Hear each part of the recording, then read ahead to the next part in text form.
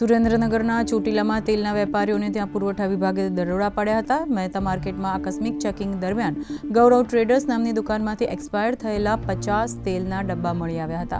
અધિકારીઓએ તાત્કાલિક તમામ ડબ્બા જપ્ત કરી સીલ મારવાની કામગીરી હાથ ધરી હતી। મોટાભાગની દુકાનોમાં ખરીદ વેચાણના બિલ અને રજિસ્ટર સ્ટોકની જાળવણી ન કરવામાં આવતી હોવાનું પણ ધ્યાને આવ્યું હતું। જ્યારે શંકાસ્પદ દુકાનોમાંથી કપાસિયા અને સિંગ તેલના નમૂનાઓ તપાસ માટે મોકલવામાં આવ્યા હતા।